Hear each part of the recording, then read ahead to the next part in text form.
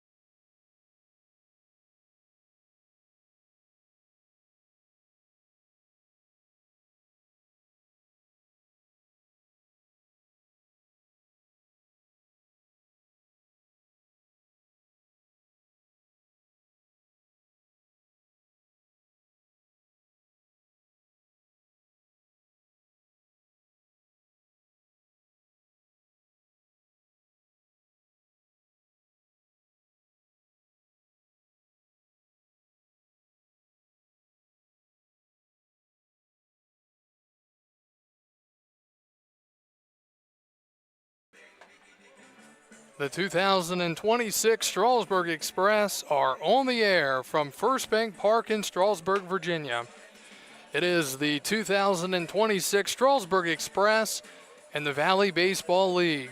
Good evening, everyone. I'm Kyle Gutshaw. Glad to be with you here tonight as we get ready for Game 1 of the North Division quarterfinals between the 2-seeded Strasburg Express and the 3-seeded Purcellville Cannons.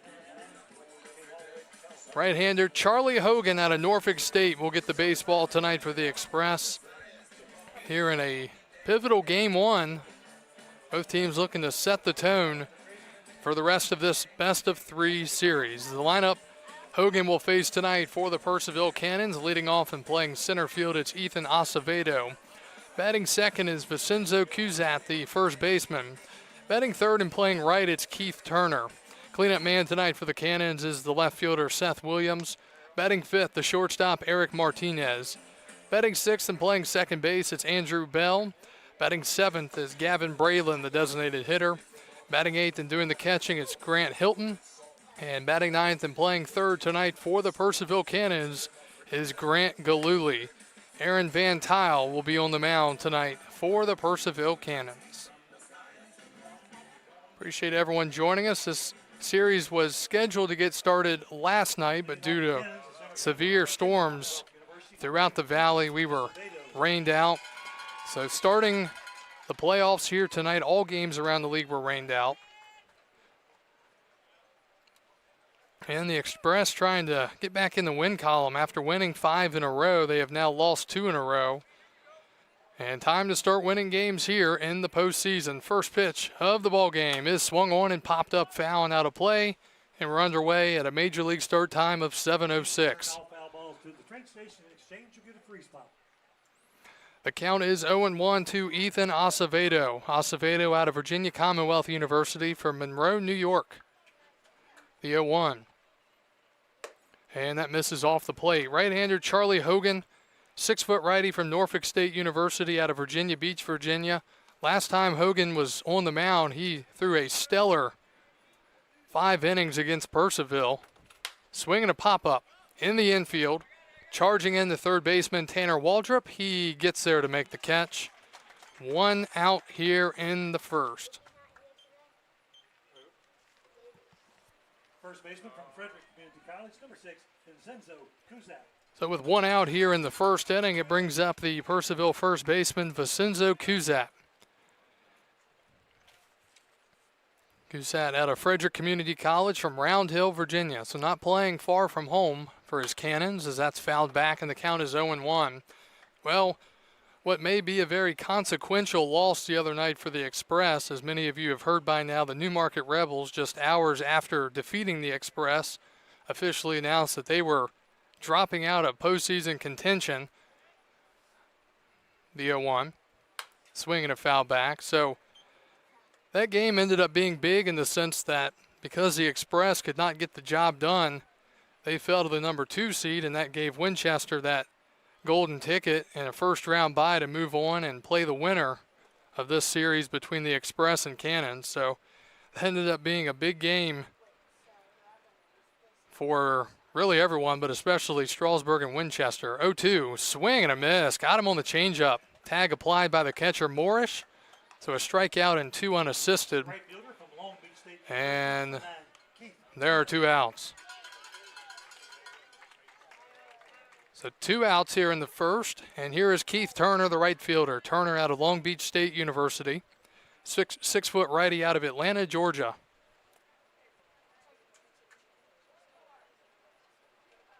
The pitch, swing and a miss. Well, you look at this Cannons team, the last time we saw them here was back on, let's see, scrolling through the scorebook here, the 0-1. And a little bit high. We haven't seen them here since July 3rd. That was a 7-6 Strasburg win in 7 innings. And the Cannons look very, very different on their offense from then. That pitch misses. Strasburg with mainly the same faces in their lineup from that game about 20 days ago. But the Cannons have lost a lot on the offensive side. 2-1 to Turner, and Hogan throws it in the dirt. 3-1 now. So again, just one North Division series here in round number 1. In the South, there are 2, and that is Harrisonburg at Waynesboro, and then Charlottesville at Stanton. Going to be really interested to watch that Charlottesville-Stanton series. 3-1 is chopped third base side, high in the air, but foul. Charlottesville's been on a heater the last 2 weeks, and Stanton's pretty solid as well, so definitely will be interesting. Obviously, the Tom Sox have been one of the big dogs in the Valley League over the last 10 years or so. Them and the Express have really flexed their muscles since joining the league. Strasburg joined in 2011, Charlottesville a few years after, and both have been very dominant since then. 3-2 the count to Seth Turner, the right fielder. Keith Turner. And that is fouled away, and we'll do it again at 3-2. Again, talked about all the bad weather we had in the area yesterday. Pretty nice night here at the ballpark. A little hot, but there is some breeze, and it's much cooler than what we had to deal with over the last couple of weeks. 3-2 is grounded sharply to short. Kerwin in the backhand, and he can't come up with it. And reaching is Turner. Kerwin got there, it was hit hard, but then he bobbled it, couldn't get out of his glove. And that'll be scored in E6. So an error with 2 outs here in the first inning. And here comes Seth Williams, the left fielder. Williams, a dangerous hitter. And the Cannons very happy they still have him in town. Pitch is swung on and hit in the air to center field. It's deep. Douglas backing up. Now coming in a few steps, he makes the catch, and that will do it here in the first. Strasburg and the right-hander Charlie Hogan work around a 2-out error. We go to the bottom of the first. No score here in Game 1 of the North Division quarterfinals.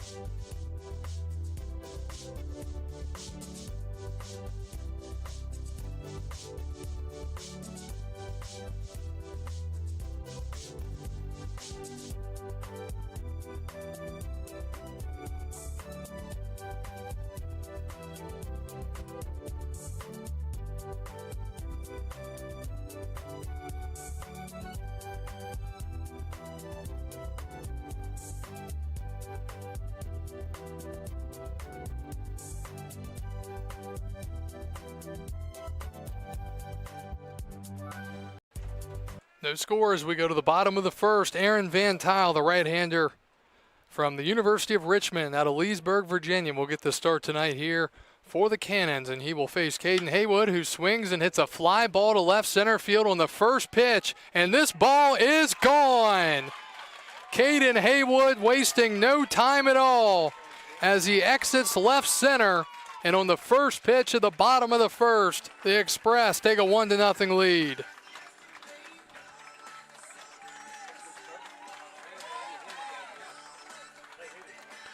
So Haywood jumping on the first pitch and sending it out of here to give the Express the advantage.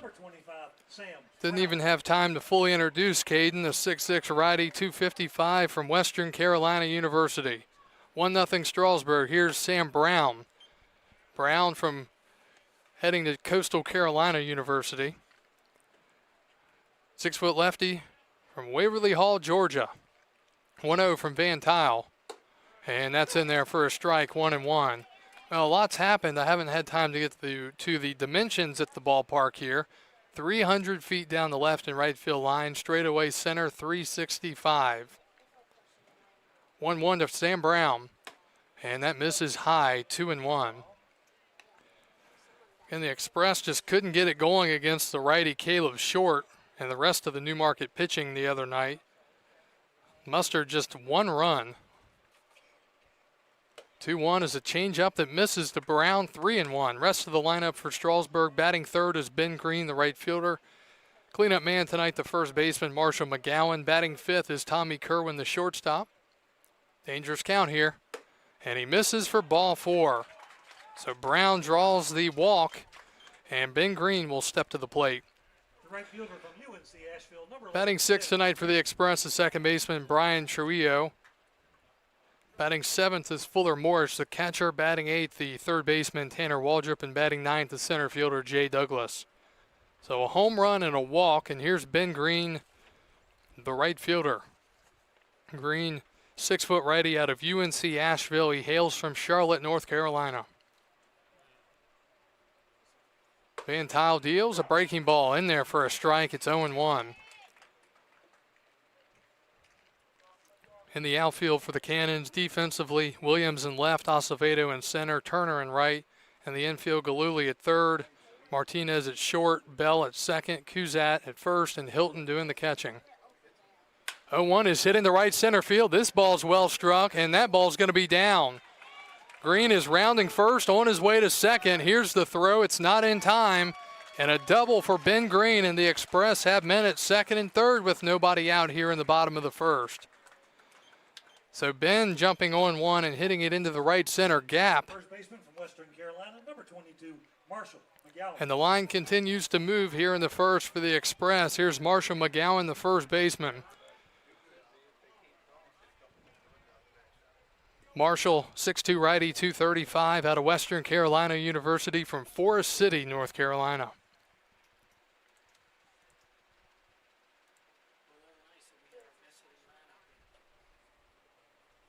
And a breaking ball too far inside, misses 1-0, and Van Tile falling behind the cleanup man here for the Express.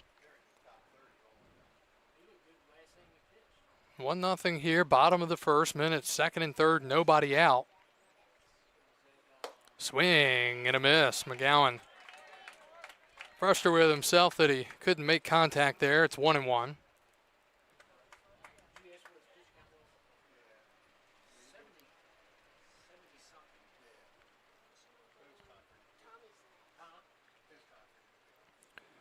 Van Tile from the stretch, the 1-1. And McGowan somehow not hit by that pitch. That was like a Houdini act right there. The breaking ball, it's almost like it went through past his arms or something and behind. But regardless, it's just a ball and it's 2-1. Van Tile's going to have to be careful with that breaking ball. He's leaving it up. 2-1, and McGowan fouls off the fastball as it comes ricocheting back to the umpire. And he's been here before because he was putting his hand up to cover his head, so he knew the potential for the deflection. So 2 balls, 2 strikes to McGowan with Tommy Kerwin, the shortstop, waiting on deck. 2-2 and a wave and a miss. Got him to go after that breaking ball that was inside. Marshall couldn't get a piece, and there's one out. So a big first out there for Aaron Van Tile as the runners are held at bay for now. And now Kerwin, the shortstop out of Wofford College.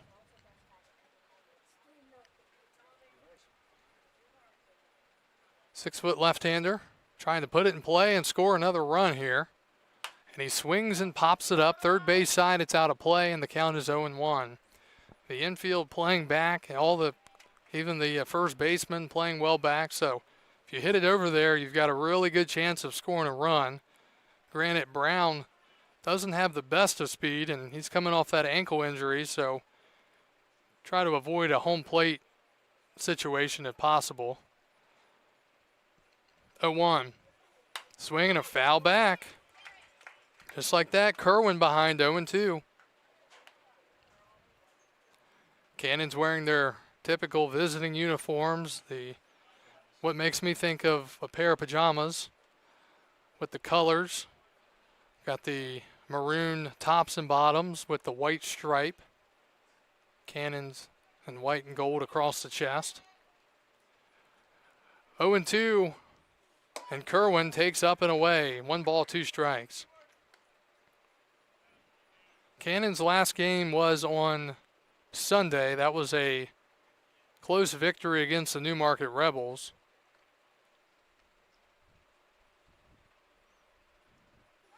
1-2, and he struck him out looking. And back-to-back strikeouts with men at second and third and nobody out. Second baseman from Eastern Kentucky, number 10, Brian Trujillo. So now Van Tile has a chance to strand the runners, but he'll have to get through Brian Trujillo, the Strasburg second baseman out of Eastern Kentucky University. This is kind of how it felt the other night against the Rebels. Strasburg would get so close, but couldn't get out of it. Trujillo takes a strike, and it's 0-1. Well, what a momentum boost this would be for the Cannons if they can get out of this just allowing the 1 run after Van Tile got into second and third, nobody out trouble.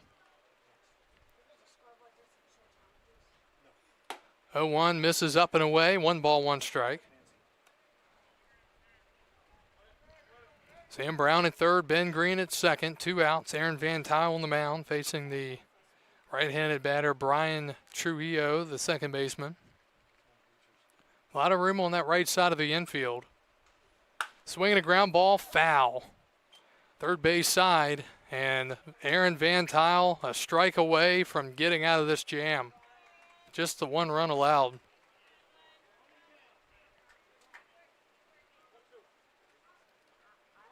These are the spots this year the Express have sometimes struggled to get that big hit.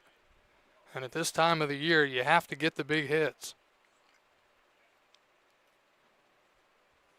1-2, up and away, but Brian fouls it off on the fastball. So the at-bat will continue. Ball and 2 strikes. Both of these teams ended the regular season with an identical record, 19-17. Strasburg, however, had the tiebreaker thanks to their head-to-head record against the Cannons, 4-2. 1-2, that's laced to third, but played by the third baseman Galuli. He bobbles, throws to first, and in time. And Aaron Van Tile gets out of a second and third and nobody out jam. Allows just the 1 run, and that was on the home run. So an early victory for the Cannons. Strasburg looking to get back on the defensive side, get some outs, and try to get those runs added to the scoreboard their next time around. 1-0 Strasburg. We go to the second.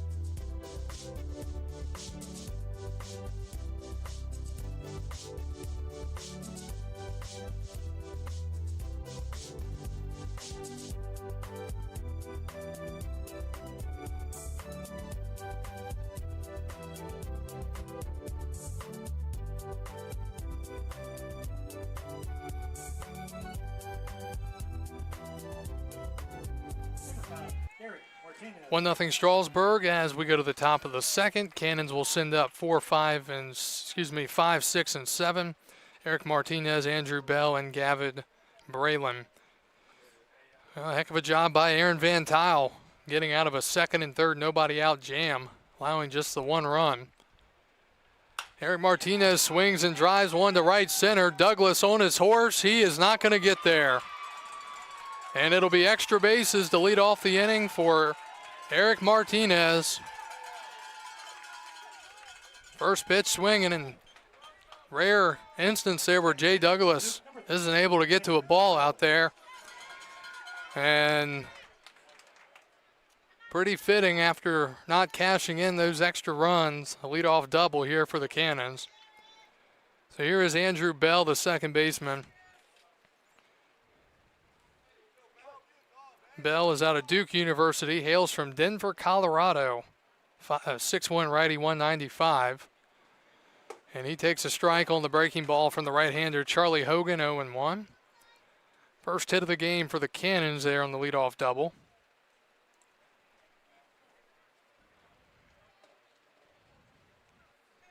Strasburg thinking about a potential bunt here. First baseman McGowan coming in.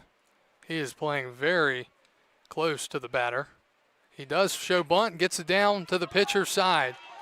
Second baseman will have to cover, throw to first in time, and they get the out.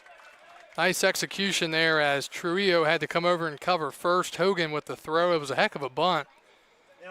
But moving to third is Martinez.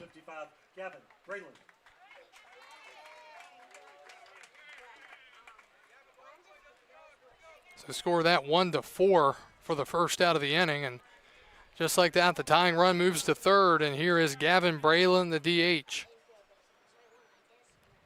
Braylon takes high for ball 1. Gavin is out of the University of South Carolina, 6'3" righty from Hampton, Georgia. 1-0 from Hogan. Swing and a miss. Count is now 1 ball, 1 strike with 1 out here in the top of the second. So the Cannons trying to work some small ball into things here in this second inning. And that's in there. Nice pitch from Hogan, and the count is now 1-2. Gavin Braylon, the batter, with Grant Hilton, the catcher, waiting on deck. Hogan ahead, 1-2, infield playing back, so they're pretty much surrendering the run. And outside is the call, according to the home plate umpire, 2-2. Good pitch, good take.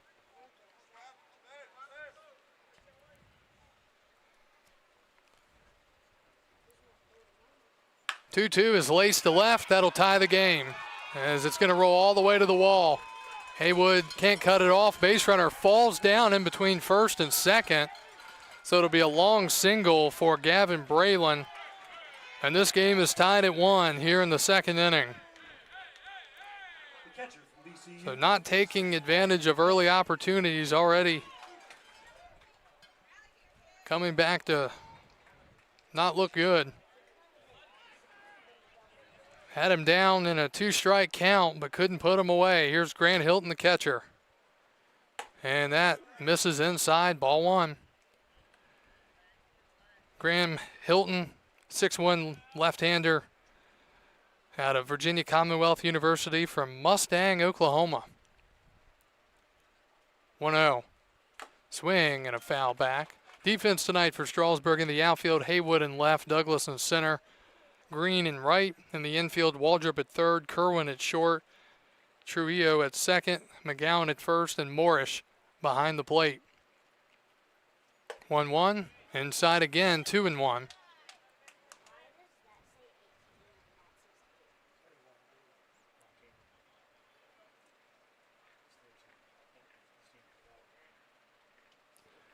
Hogan looking for a double play ball here.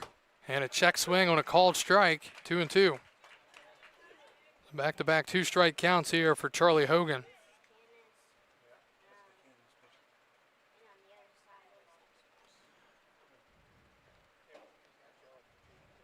Eastern New Mexico University from Palm City, Florida.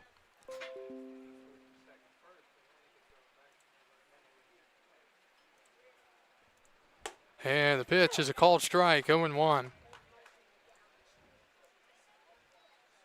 Again, thank you to everyone for joining us tonight, wherever you may be watching from around the country or even around the world, thanks to the power of the internet. 0-1 to Gillooly, and that's inside, 1-1. 1-1 our score.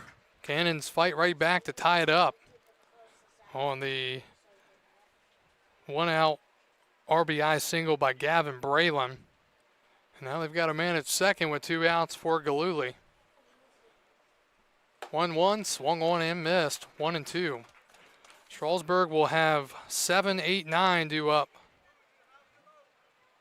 in the bottom of the second.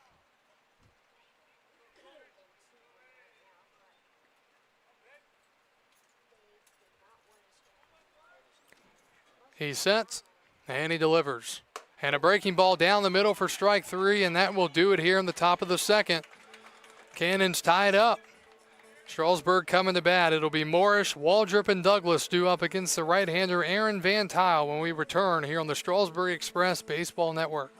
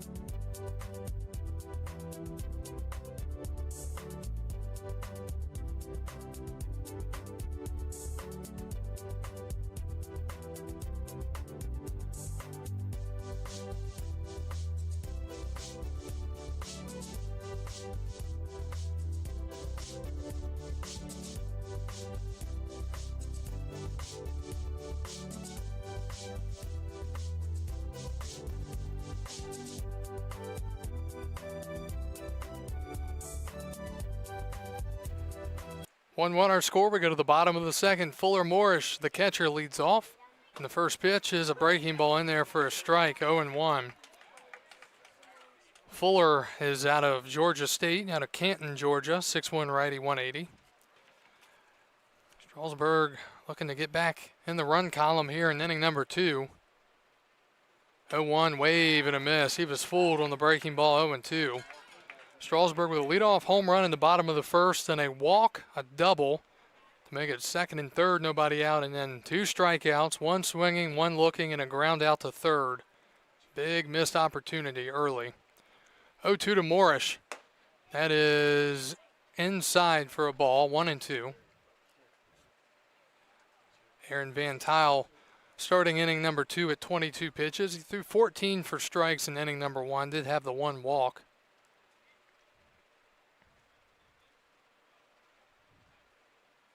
One, two, and a breaking ball. Catches him looking for out number 1. Third baseman from Auburn, number 20, Tanner Waldrop. Well, Haywood might be the only one that's read the scouting report, it appears, and that is you better hit the fastball. As Morris goes down looking for the first out. Here's Tanner Waldrop, the third baseman. He's a fastball hitter. See if he can get a hold of one early in this at-bat.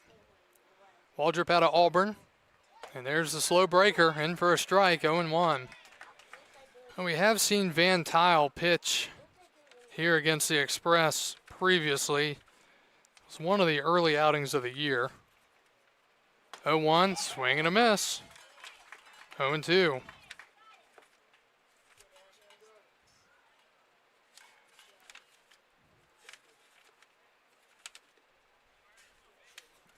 Van Tile ahead. And that's up high on the fastball.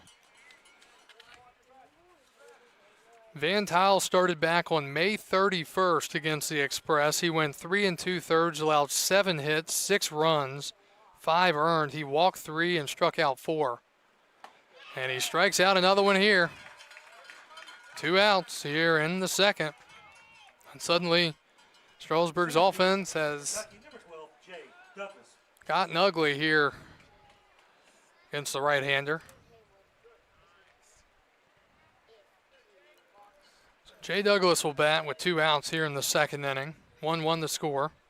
Game 1 of the North Division quarterfinals. Douglas out of Eastern Kentucky University. And he's hit by a pitch. So that will extend the inning and bring up Caden Haywood, who led off last inning with a home run. Left fielder, number 15, Caden Haywood.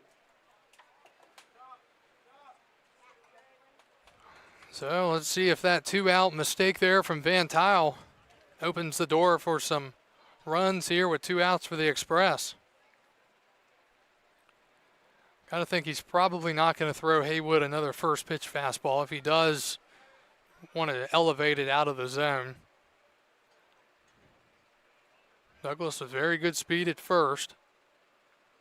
And it is a breaking ball, and Van Tile has found it. He is dotting the outside every time with it. Strike 1.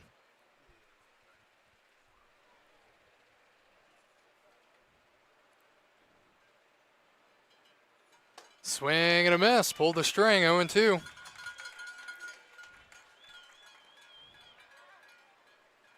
Douglas with great speed at first, but he's still standing over there. You'd think with 2 strikes, he'd try sending him. Van Tile looks over, comes set, and a check to first. Jay back in safely. Appears Van Tile kind of operates with a little bit of a slide step, or at least an abbreviated slide step. Shaking off a couple of signs here, and he comes set. Swing and a miss. Struck him out. And Van Tile strikes out the side here in the second. 1-1 our score. We go to the third.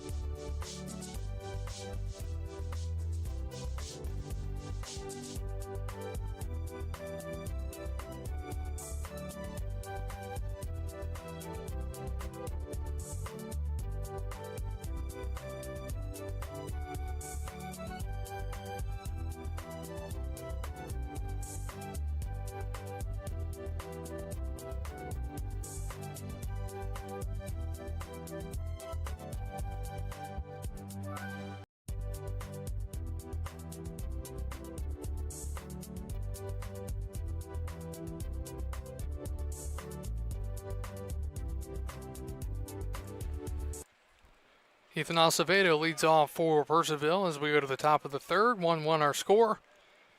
Against the right-hander Charlie Hogan. Acevedo with a pop out to third, his first time up. 1-0 is in there for a strike, 1-1.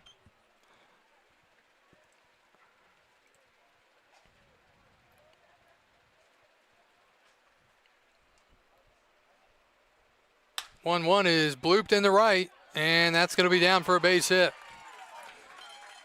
So Acevedo off the end of the bat, drops it in.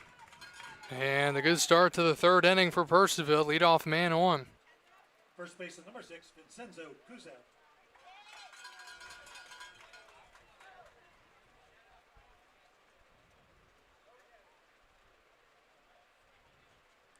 Here's Vincenzo Kuzak, the first baseman, struck out swinging his first time up. And he swings and grounds one to second. Trujillo bobbles it and will not have an out. So an E4 there on the second baseman. He made a big error the other night against Newmarket, let it get through his legs. This one also costly, and now first and second with nobody out for the three-hitter, Keith Turner. At minimum there, you got to get an out on the play, even if you don't go to second. Right fielder number 9, Keith Turner. So a potentially huge error there. First and second, nobody out for Turner, who reached on an error himself in the first inning, and now time is called.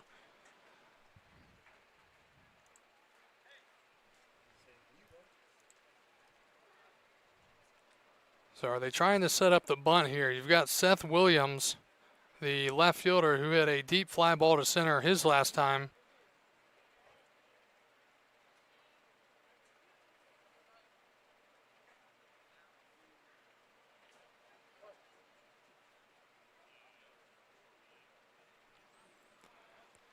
McGowan playing in. He does show bunt, gets it down. Pitcher Hogan will go to first, and they get the out there. Moves the runners to second and third now for Seth Williams, and I would think you almost think about putting him on, try to set up the force everywhere. Fielder number 24, Seth Williams. Runners move up on the sacrifice bunt, score it 1-4. That's the second one of those we've seen tonight. And now Williams will bat. Corners are playing in here. Third baseman just in front of the bag. Williams is dangerous, and the pitch is in the dirt. Morris blocks it, 1-0. Seth is a 6'5" left-hander out of West Virginia University from Galveston, Texas. You've got Eric Martinez on deck, who hit the double his last time up. 1-0. And that misses. 2-0 now. Again, I think instead of getting burned here, I think you just put him on. Set up the force everywhere with one out. 2-0 the count. We'll see what the Express decide to do here. And a grounder back to the mound. Hogan will go to first with it. They get the out, and a huge out, number 2. Williams frustrated with himself. He was trying to do too much on that 2-0 pitch, and Strasburg gets a huge out, number 2. So now can Hogan get through this third inning here? Eric Martinez, the batter. He doubled and scored the only run for the Cannons back last inning in the second. Second and third, 2 outs. Fouled back. And right to the on-deck man, Andrew Bell. He catches it, and banana ball, that would be an out. But we are playing real baseball here, and the count's 0-1.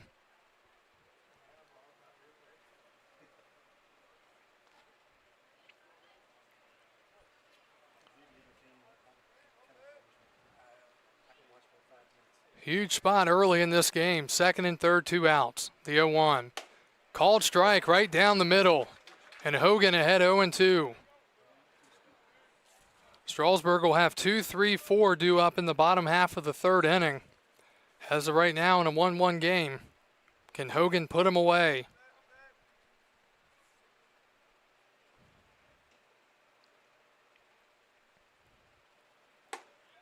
Fastball misses up and away. Good pitch there.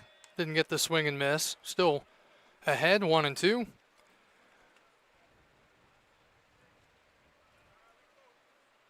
This will be the 43rd pitch of the night for the right-hander. And a strike three called. Charlie Hogan gets out of a second and third one-out jam and keeps it a 1-1 game as we move to the bottom of the third here in Game 1 of the North Division quarterfinals.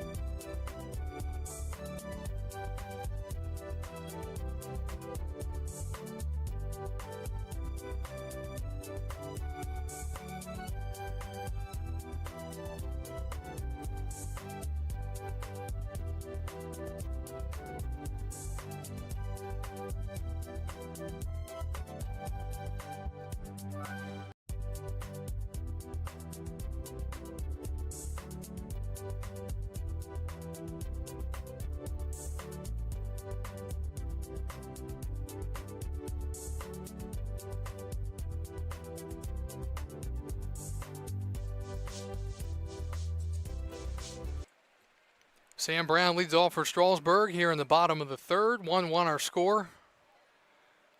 So both teams have now gotten out of some pretty tight jams. Cannons have left 4 on base so far. The Express have left 3.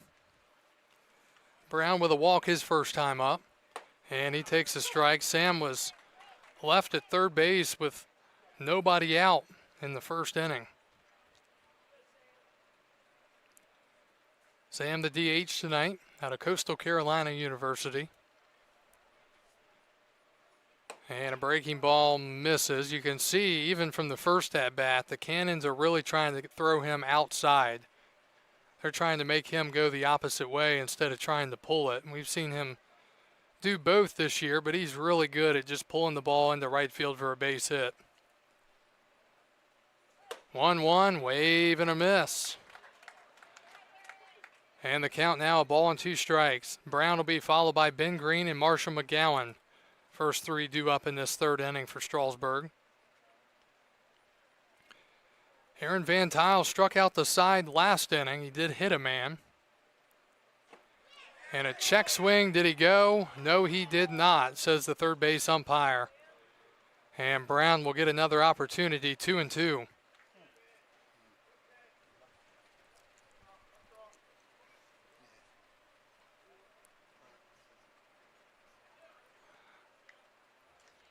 So an extra life here for the Strasburg DH. We'll see what he can do with it. That's down and in on the 3-2 breaking ball, or on the 2-2 breaking ball, now 3-2. Well, one thing Van Tile does not want to do here is walk Brown. And he strikes him out. Another strikeout for Van Tile. Right fielder, number 11, Ben Green. And just basing it off of the last 2 or 3 games, the Express have suddenly developed a lot of swing and miss. Not a good trend to have going at this point of the year. That is now 6 strikeouts for Van Tile. First pitch to Green, a strike. And again, this is what happens when you let a guy off the hook early in the game like they did. Instead of it being potentially 2 or 3 runs in that first inning, you just get the 1 run. 0-1 is inside, not a bad pitch, but It misses. 1 ball, 1 strike, 1 out to number 11 here in a 1-1 game. Green doubled his first time up. And he grounds one to the left side. Fielded there by Galuli. His throw to first is in time. 2 outs. 2 up, 2 down in the third. Here comes Marshall McGowan, the first baseman. First baseman, number 22, Marshall McGowan. Oh, McGowan went down swinging with men at second and third.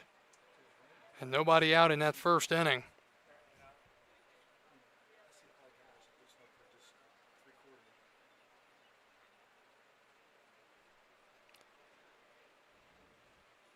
Marshall gets a fastball and takes it for a strike, 0-1. Now, right now, the Express hitters just look lost at the plate.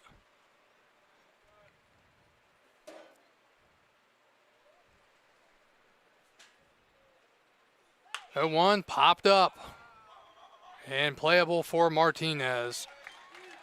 Another uneventful inning for Strasburg's offense. They have gone stone cold, ice cold. We're through 3 and off to the 4th. 1-1 our score.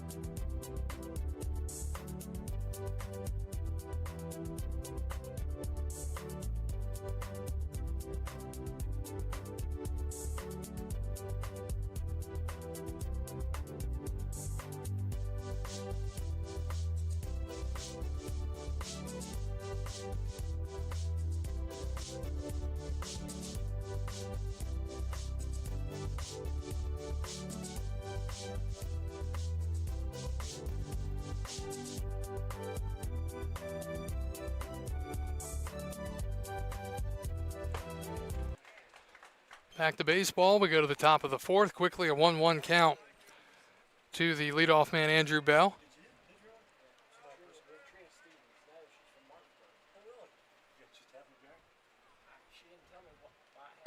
1-1 is a called strike, 1-2.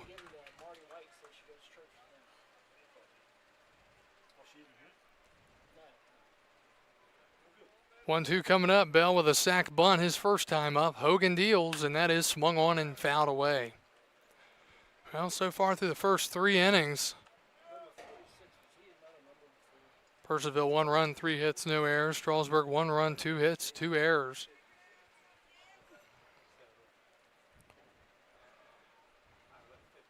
Bell swings and misses. And he's down on strikes for the first out of the 4th. DH, number 55, Gavin Braylon. Hogan now through 3 1/3 innings, 48 pitches, and here's Gavin Braylon, the DH. RBI single and a 2-strike count. Should have been a double, but he lost his footing a couple of feet past first base, went down to the ground, and had to stay at first. Braylon takes a changeup in the dirt for ball 1.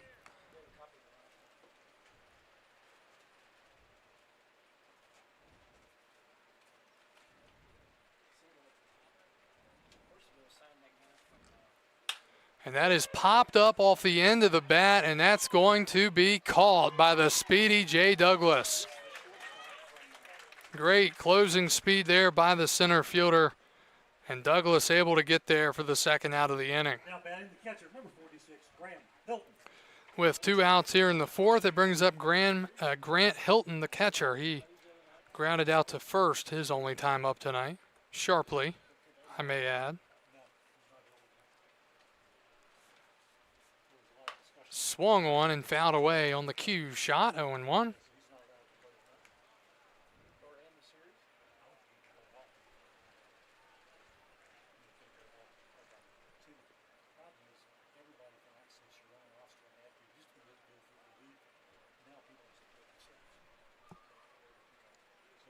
A 1, and that misses up and away.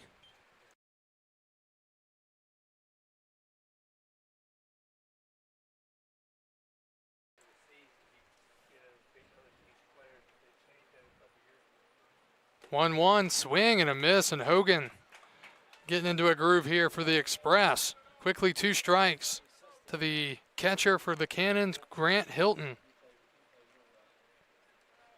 Hogan looking in, shakes off a couple of signs, righty kicks, and delivers, and that misses.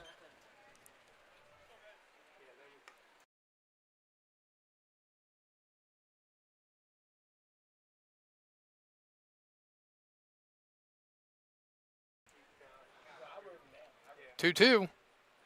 That's in the dirt. 3-2 now.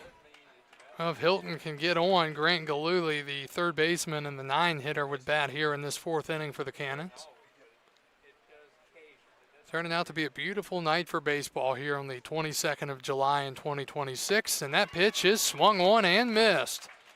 Charlie Hogan with a 1-2-3 inning with a couple of strikeouts. We go to the bottom of the 4th, and Strasburg's offense wake up against Aaron Van Tile. We'll find out when we return.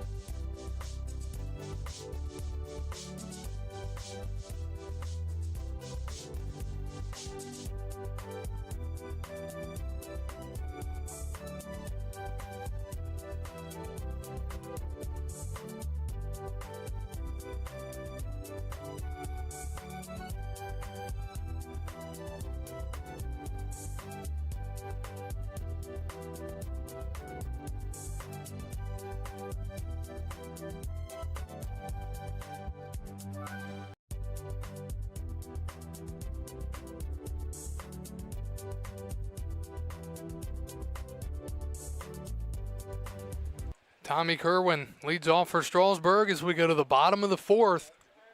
Game 1 of this 3-game best-of-3 series between the Cannons and the Express. Kerwin with a strikeout his first time up. He was called out looking. The first pitch from Aaron Van Tile. Pitch number 46 of the night misses for ball 1. He's thrown 31 out of 46 for strikes. Pretty good. And fouled away by Kerwin. 1-1. And that did not sound good on that foul ball. That was either hood or windshield.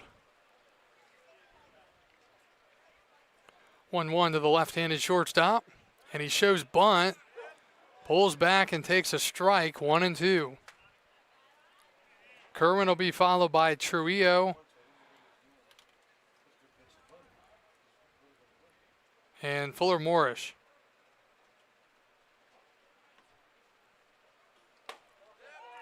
a little bit inside, 2-2.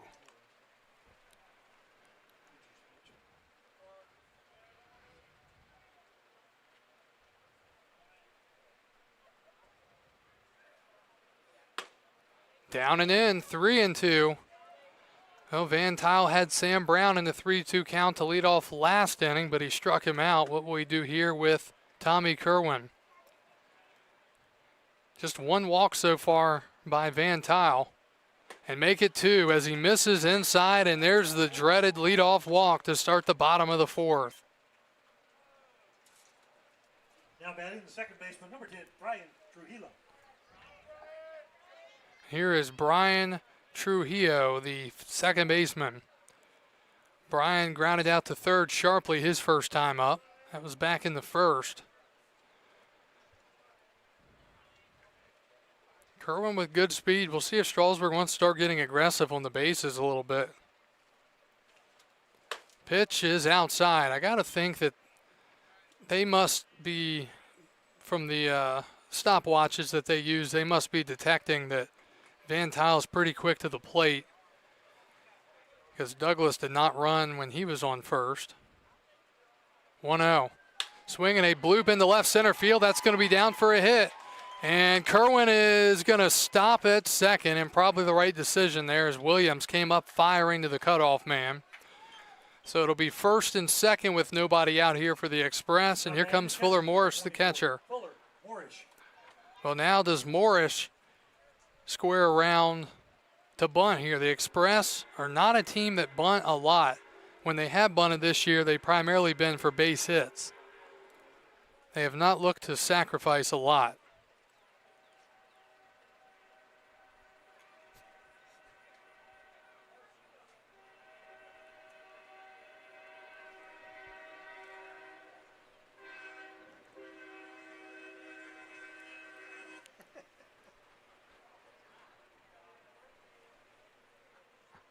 So a long meeting here. Pitching coach Chris Glaze out to talk to the pitcher Van Tile.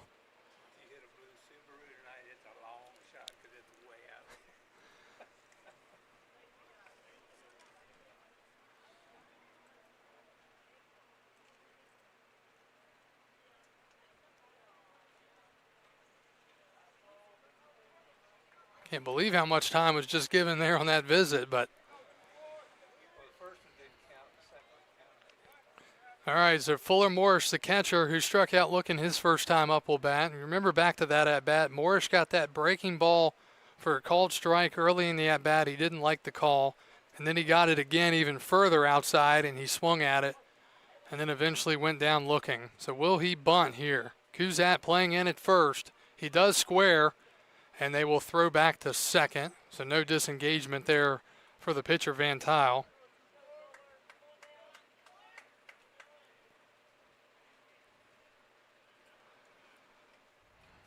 So a leadoff walk and the base hit.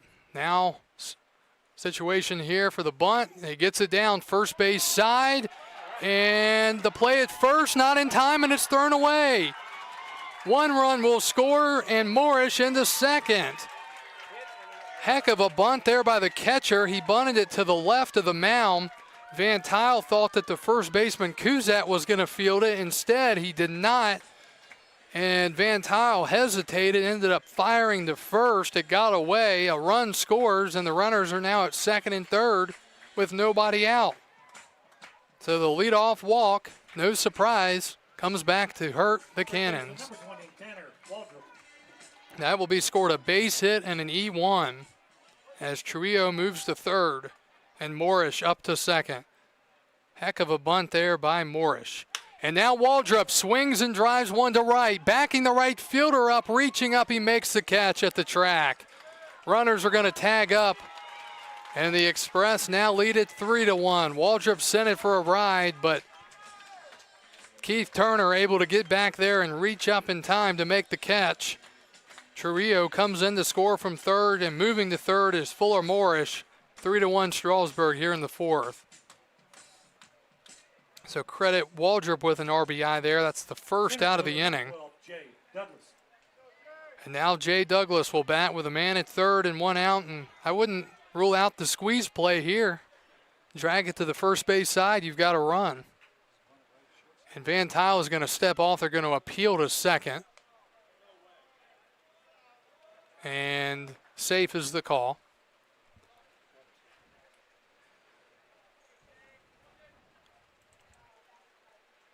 So what will Douglas decide to do here? Try to get that runner in.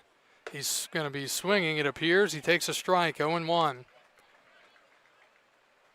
And again, in a series like this with not a lot of arms left for either team, getting into the bullpen as quickly as possible is very important. 0-1 to Douglas. Swing and a foul back. Jay behind 0-2.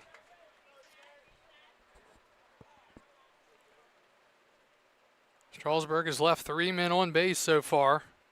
2 of them have been in scoring position. The Cannons have left 4 on through 4 innings. Van Tuyl looking for a strikeout here. Douglas looking to put it in play. He was hit by a pitch in the second. And he's hit by a pitch again here in the fourth. 0-2 breaking ball, misses inside. And now you've got amazing speed at first base and what should be a pretty much an automatic steal. And here's the top of the lineup in Caden Haywood. If I'm Strasburg right here, if I'm Haywood, I'm going to try to take a pitch, give Douglas a chance to get to second, take away that double play, and then get in the head of Van Tuyl a little bit. You don't want to keep the double play in play here. I think Douglas has to get going soon, if not the first pitch. Haywood is homered. Runner goes. The pitch is swung on and hit in the air to right center field. It's deep, but in play. Acevedo will make the catch. Runner tagging from third is Morrish. And the run scores to make it 4-1 as Haywood drives in the run on the sacrifice fly. So Strasburg doing the little things right here in this fourth inning, manufacturing 3 runs. The second out of the inning, but it's 4-1 Strasburg on top. The DH, number 25, Sam Brown. Credit to Haywood there, even though he did swing away at the first pitch, he didn't fall into a hole. So here's Sam Brown, and he takes the first pitch heater for a strike, 0-1. Douglas was on the run on that pitch to Caden Haywood, but had to come back on the sac fly. 0-1. That misses away, 1-1. Maybe the catcher has a heck of an arm that we don't know about. And again, I think Van Tuyl pretty quick to the plate too. Brown takes inside, 2-1 now. So pitch is starting to mount on Van Tuyl a little bit here. We do have, looks like a pitcher getting loose in the bullpen for the Cannons, or starting to throw. Looks like 0-0, Christian Hubbard, right-hander. 2-1 misses, 3-1. So a leadoff walk, then a base hit, a single and an error, sac fly RBI, hit by a pitch, and a sac fly RBI. 3-1 count to Sam Brown, who's 0 for 1 with a walk and a strikeout. Douglas at first here in the fourth. And Brown takes ball 4 again, walks for the second time. Douglas will move to second base. That's why he didn't run, because they knew he was going to walk anyways. So he was going to get to second. Just kidding. All right, now Ben Green. He's 1 for 2, a double and a ground out to third. He'll bat with 2 on and 2 outs here in the bottom of the fourth. 3 runs across in the inning for the Express. Van Tuyl delivers. That's high for ball 1, and Aaron has lost the control. Now, through the first couple of innings, especially in the second and third, we really saw him relying on that off-speed pitch to get called strikes and swings and misses. But he's been going more to the fastball here, and he's behind 1-0. And Green takes one on the inner part. That's the pitcher's pitch there, 1-1. Ben Green out of UNC Asheville. Douglas at second, Brown at first.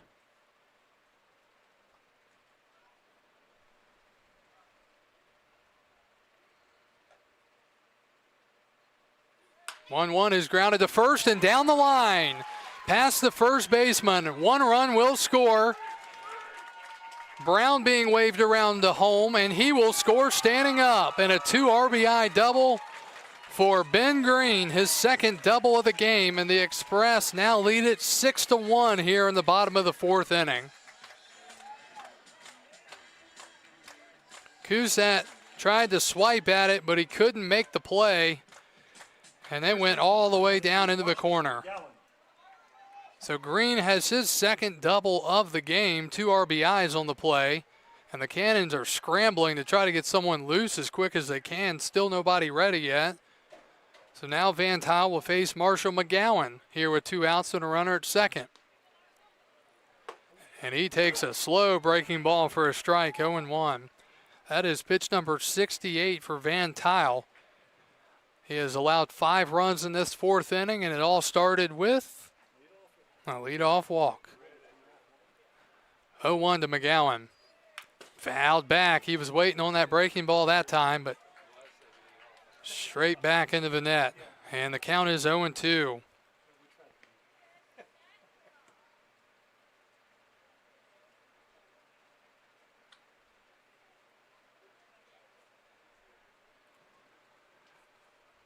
To the pitch coming up. And that is a little bit high on the fastball. And McGowan works the count to 1-2.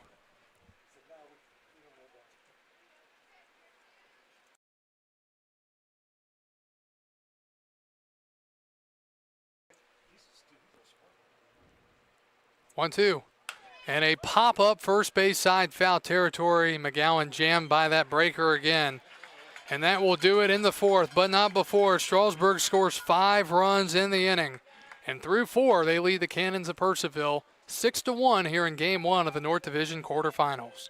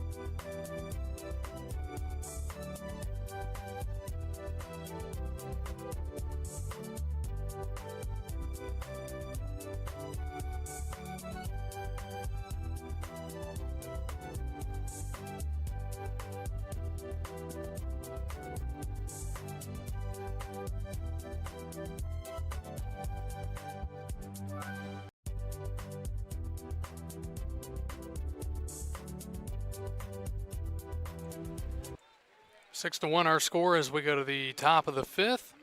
It'll be 9-1 to Grant Galuli, Ethan Acevedo, and Vincenzo Cusat. First pitch is a cue shot foul to the right side, and it's 0-1. Galuli struck out swinging back in the 2nd inning.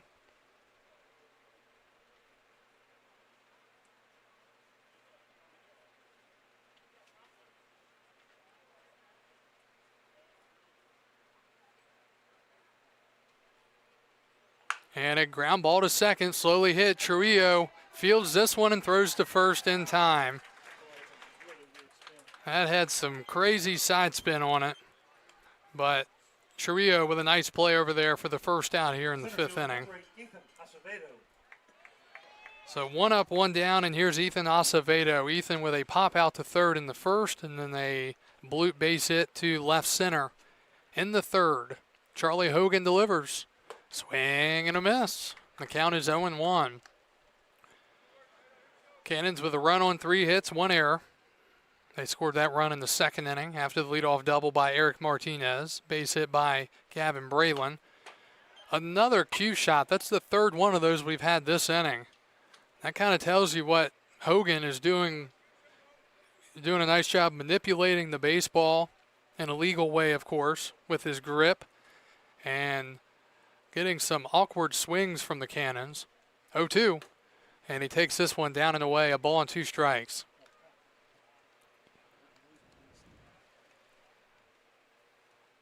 Acevedo out of Virginia Commonwealth University, the Rams. And again, taken down and away, 2-2. It's a good swing and miss pitch, but Acevedo laying off.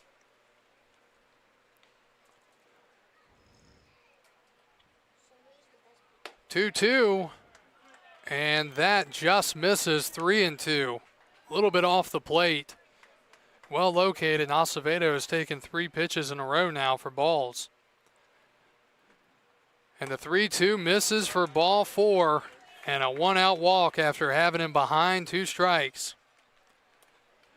So Acevedo reaches, and it brings up Cusat, the first baseman. Vicenzo is 0 for 2, a strikeout, and he reached on an E4 back in the third. So not a leadoff walk, but a 1-out walk, and those are still pretty costly at times. And the breaking ball in there from Hogan for a strike. Hogan now at 65 pitches, 43 for strikes through 4 1/3 innings.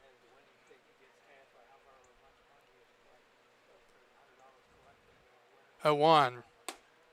And breaking ball a little bit high. Looked like Morris might have stood up a little prematurely, thinking the runner was going to take off for third.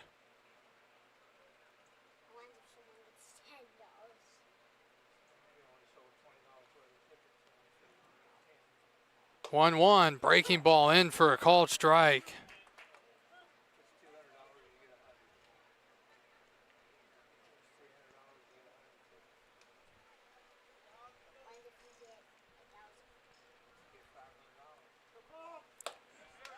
And a balk has been called on the runner, or on the pitcher, Hogan, and that will move the runner to second. No pitch, and it's still 1-2.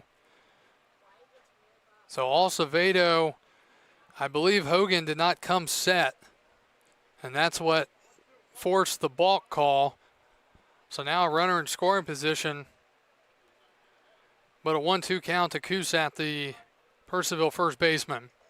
Swing and a high fly to left center. Jay Douglas backing up, still backing up. He makes the catch. Runner is tagging for third. Here's the throw, and he is out at third base. Jay Douglas with the outfield assist and an absolute frozen rope throw to third base. It'll go down as a double play. Cusat flies out into a double play, 8-5 for the third out here in the top of the fifth. Jay Douglas, what a throw. And the Express maintain a 6-1 lead as we go to the bottom of the fifth here in Game 1 of the North Division quarterfinals.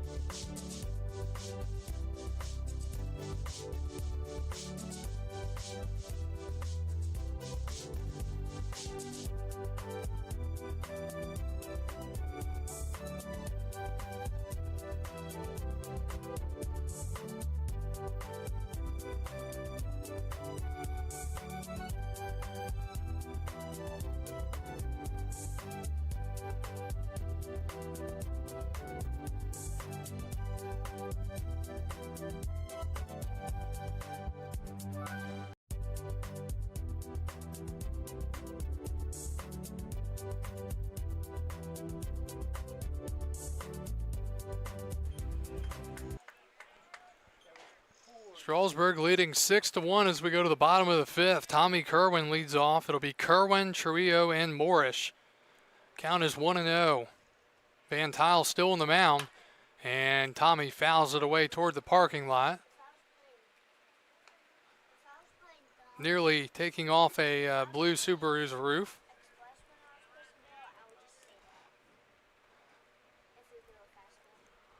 1-1. Kerwin swings and drives one to left center, but backing up and making the catch at the last second is Williams, a couple of feet in front of the track, and a deep fly out for the first out here in the bottom of the fifth.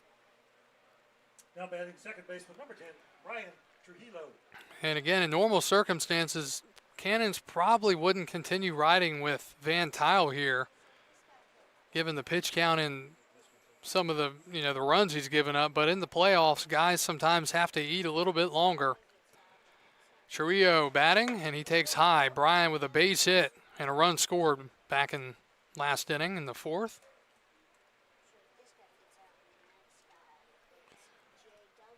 Bryan has grounded out and singled. 1-0 is line to second. One hop there for Bell. He throws to first, 2 outs. So back-to-back outs to start the inning for Van Tile. And here's the catcher, Fuller Morrish. Well, Morrish was what really set last inning into a downspin for the Cannons on the first and second bunt. He bunted it to the left of the mound, to our right. And Van Tile thought the first baseman was going to field it, but he wasn't. Van Tile had to come up with it, but he threw it away. Morrish takes a breaking ball for ball one, 1-0.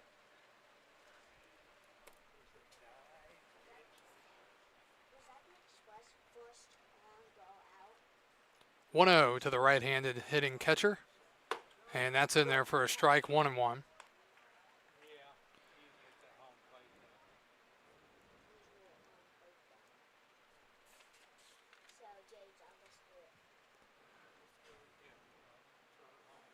That misses away on the fastball.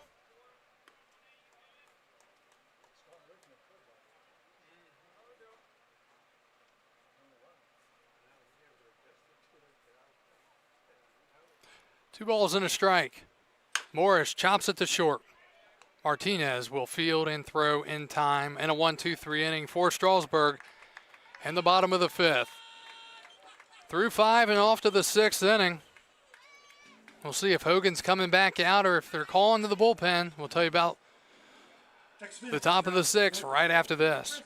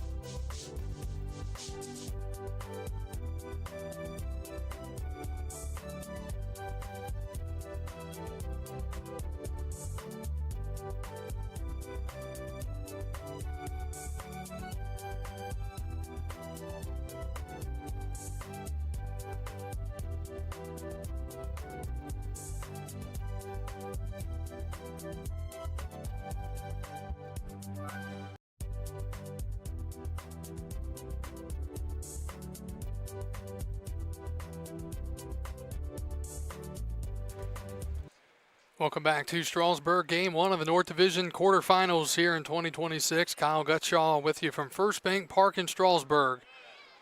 Strasburg Express, the defending Valley Baseball League champions, the number 2 seed in the North Division playoffs, leading the number 3 seeded Purcellville Cannon 6-1. Keith Turner leading off for Purcellville. It's a 1-0 count. And grounded to third. Waldrop gets the short hop. He will set and throw, and there's one out here in the top of the 6th inning. So the 3-hitter Turner retired for the 3rd time, and it brings up the left fielder from West Virginia University, Seth Williams. Williams has flown out to deep center. He has also grounded back to the pitcher. And you think back to how big that was. It was 2nd and 3rd. And what was it, 1 out? And he grounded back to the pitcher in a 2-0 count. When I was saying just put him on, but he got a little antsy and was trying to do too much and didn't get much of it. 1-0 count to Williams. Swing and a miss. 1-1. I think if Williams can stick at West Virginia, he's going to have a pretty decent career there. At least from what we've seen this summer, he's looked good. 1-1, check swing. Did he go? No, he did not, says the base umpire. 2-1.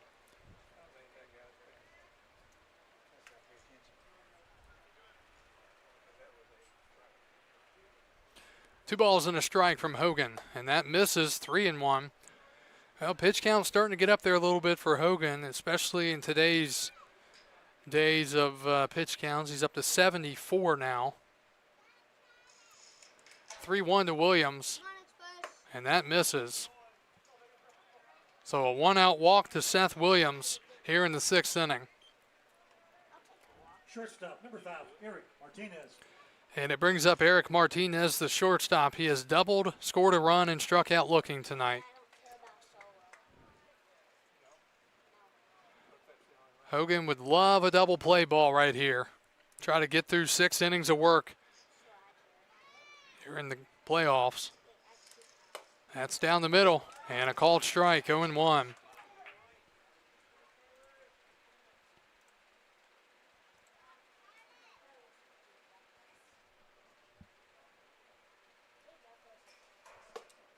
And a called strike, 0-2.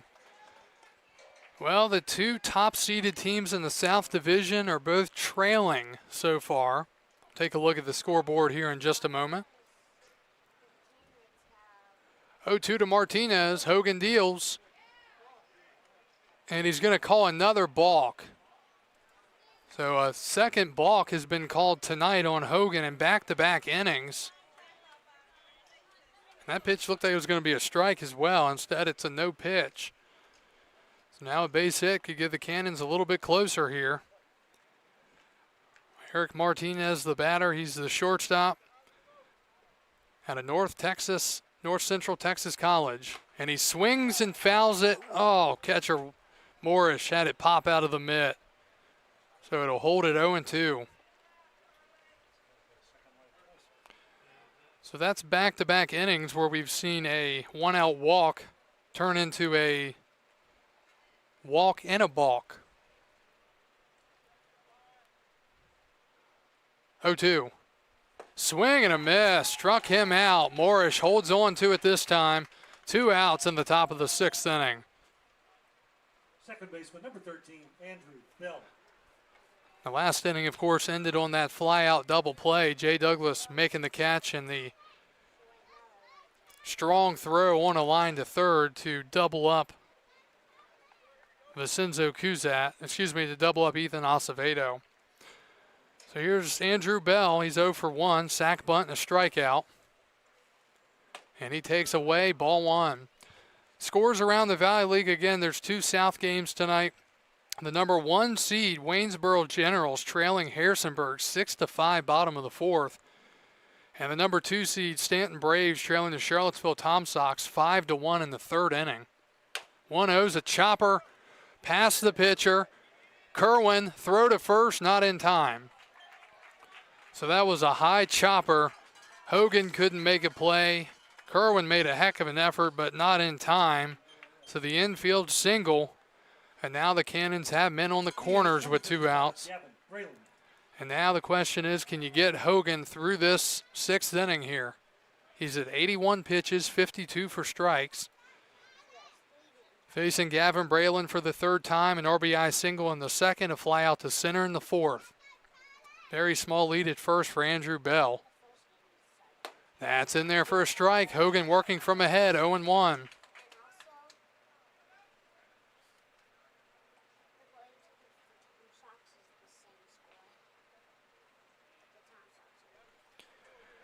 Charlie Hogan, the right-hander out of Norfolk State, the 0-1.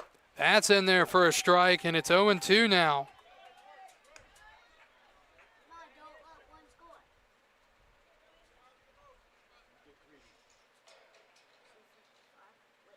Hogan looking to work through his 6th inning of work, and he's a strike away from doing so. 0-2. And a called strike 3, and a tip of the cap to the right-hander Charlie Hogan. 6 innings of work, 1 start after his previous start where he went 5 innings of 1-run ball against the same very Purcellville Cannons team. Strasburg leading 6-1. We go to the bottom of the 6th. New pitcher coming in for the Cannons.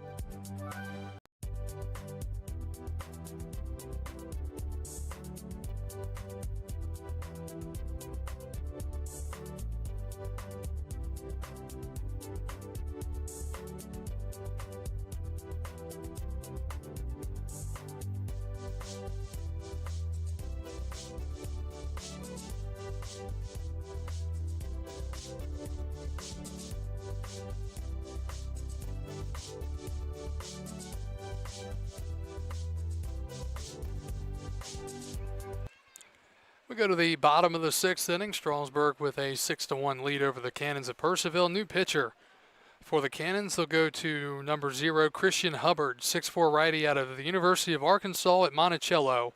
He is out of Denton, Texas, and he will face Tanner Waldrop to lead off the inning. The pitch is swung on and fouled away to the left side, 0-1. Final line for Aaron Van Tile. He had some good moments, and he got roughed up a little bit. His final line, 5 innings, 5 hits, 6 runs. According to our scoring program, all 6 were earned. He walked 3, hit a couple, and struck out 6. 0-1 to Waldrop. He's 0 for 1 with a sac fly, RBI, and a strikeout. And he's behind 0-2.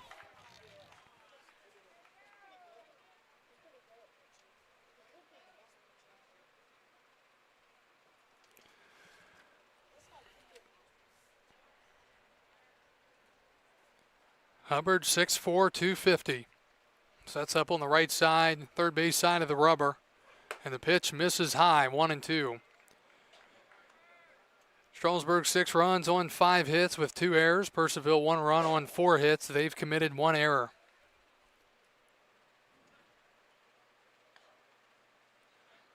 Still some throwing going on in the Purcellville bullpen. 1-2, fouled back by Waldrop.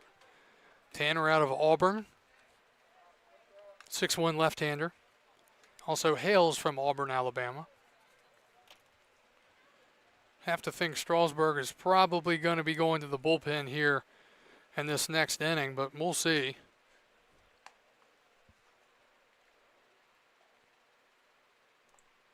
1-2 the count to Tanner Waldrop. And he lines one up the middle. It's a base hit right past the pitcher. And a Strasburg leadoff single to start the home half of the 6th inning. First hit tonight for Tanner. Fielder, number 12, Jay Douglas. And a leadoff single brings up Jay Douglas, the center fielder. Jay is 0 for 0 tonight. He's been hit by a pitch twice. He's also scored a run.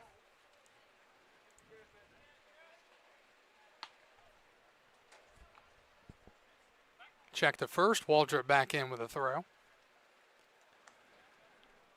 We'll get to some history tonight on this day in baseball history, July 22nd.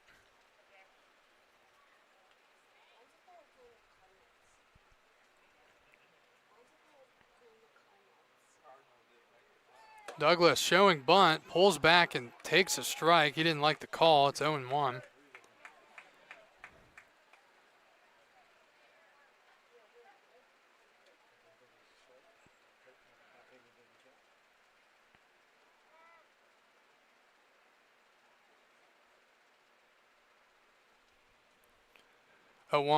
He does show again, gets it down, third base side. Charging third baseman, throw to first, got him. Good play by Grant Galuli. Throwing out the speedy Douglas. It'll go down as a sacrifice bunt. And moving to second is Waldrop. There's one out. Tell you, if anything, it might have been a little bit too hard, but a heck of a play by Galuli to charge and throw it in time to get him out. So Waldrop at second, one out, top of the lineup, Caden Haywood. He has homered, he has struck out, and he has driven in a run on a sacrifice fly. So 2 RBIs tonight for Caden. And an RBI opportunity here. Try to continue adding on to the lead. It's currently 6-1 Strasburg.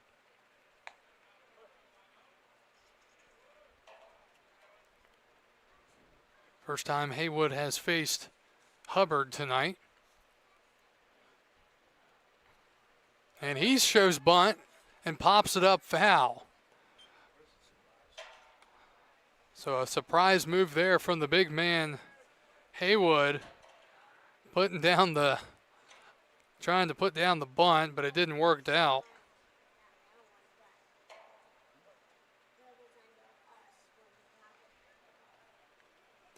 And might not have worked out for the best for him. We'll see what he can do here. Big lead at second for Waldrop. And they're going to throw back to second. And Waldrop back on the throw. Last thing you can do if you're Waldrop is get thrown out or picked off.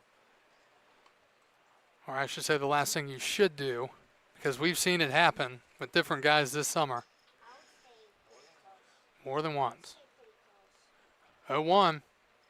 Swing and a high fly to left. Deep, and it is gone off the light. And the Express now lead at 8-1 here in the bottom of the 6th inning. Haywood continues to hit dingers. Strasburg leading 8-1 in the bottom of the 6th inning.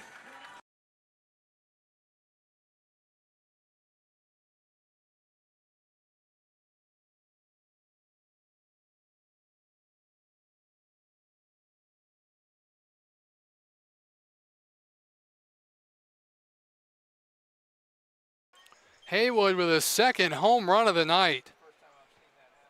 As it hit a little light, and now that is bothering us as it's instead of facing downward, it's facing upward, and we can see it out of the side, at least of my eye. That is an unusual one right there to hit that.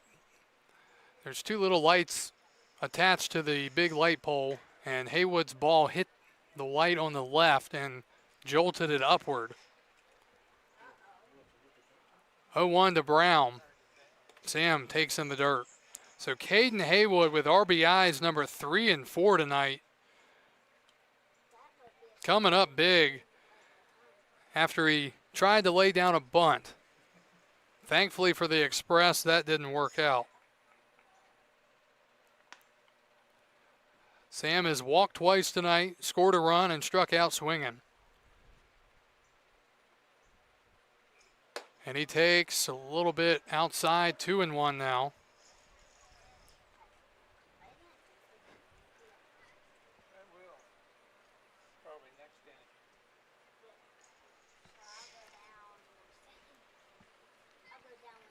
Hitters count for Brown, his second game back in the lineup since he injured his ankle. And he takes high, 3-1.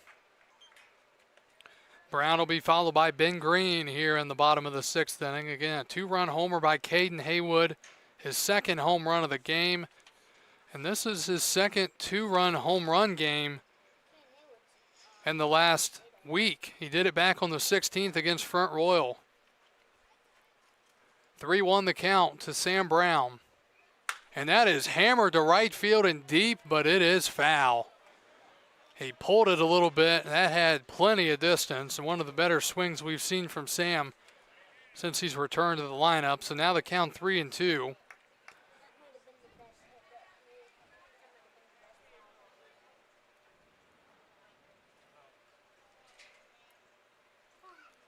Strasburg has scored 7 unanswered runs against the Cannons here tonight.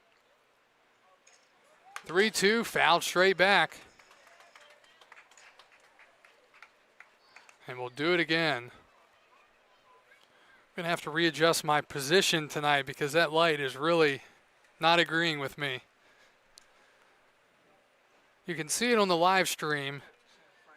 If you look out to left center field beside the United Bank, the white sign out there, you can see the flash looking not supposed to be facing that way. 3-2. And Brown fouls back another heater, still full count.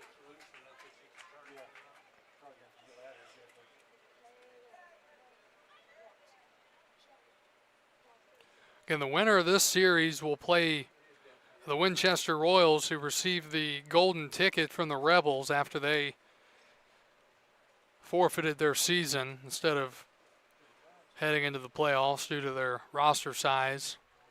A bunch of players had left. 3-2, and Brown draws his third walk of the game. So Sam is on after a long at-bat. That was nearly a 10-pitch at-bat between Hubbard and Brown. So here's Ben Green. He has doubled twice, he has 2 RBIs, and he has a ground out to third base.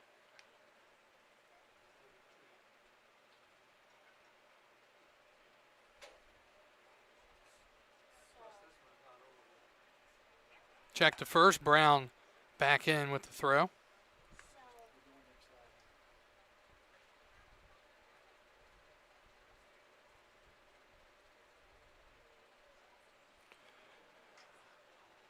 Beautiful night, as I've mentioned tonight. Look at the sky. You've got the pink and blue. Ben takes a strike from Hubbard, 0-1.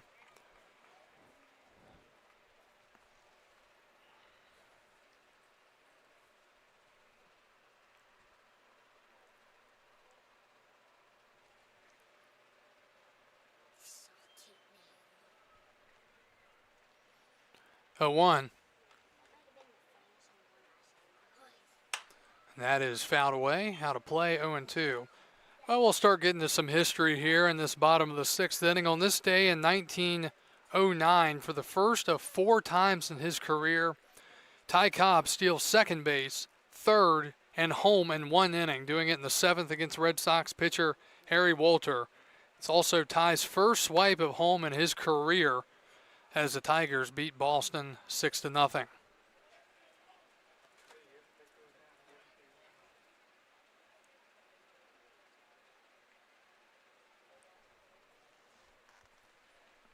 Oh, 2 again to Ben Green, the Strasburg right fielder.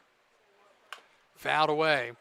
On this day in 1910, Bugs Raymond a talented but hard-drinking spitball pitcher, walks the winning run home in New York's fourth straight loss to the Pirates. John McGraw, the manager, I assume, suspended him for the rest of the season on this day 116 years ago.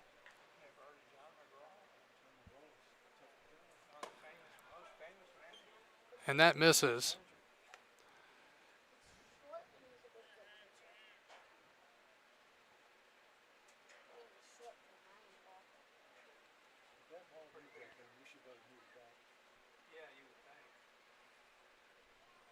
One and two to Green. Brown at first, one out, bottom of the sixth. Hubbard sets and deals. A little bit inside. So the John McGraw that I'm talking about was a manager back in the he actually played in the 1800s, and then he was a manager before dying in 1934. He was inducted into the Hall of Fame in 1937.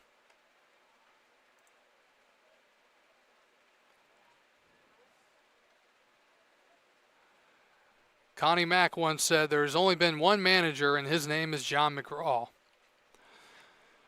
2-2 to Green. Swinging a high fly ball to deep left field, and that baseball is long gone. Ben Green with a 2-run home run to left center, and Strasburg is busting this thing open here in the bottom of the sixth inning. It's 10-1.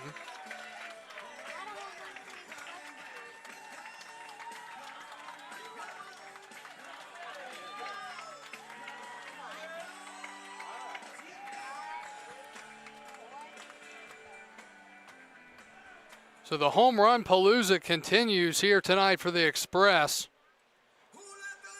Their third home run of the game. Ben Green did receive a warning on that play for watching the ball and then the bat flip, but no harm, no foul there.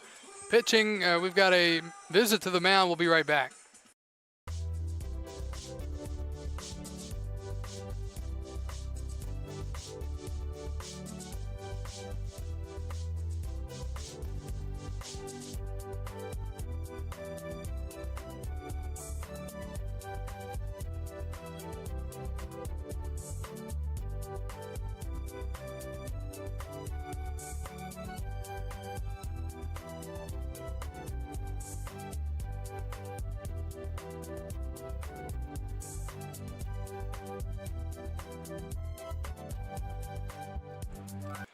All right, so after the home run by Ben Green,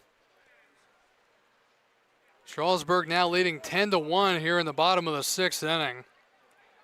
Second home run of the night. Here's Marshall McGowan. He's 0 for 3, trying to get off the schneid. And he swings and fouls it back, 0-1.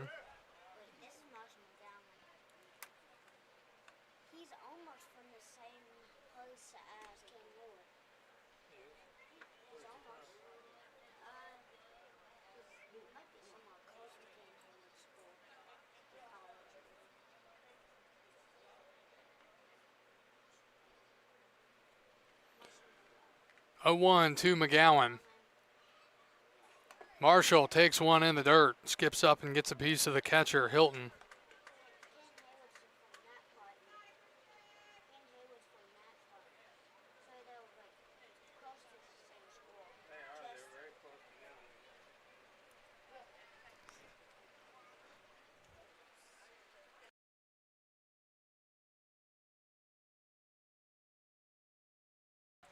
One to McGowan. Swing and a miss.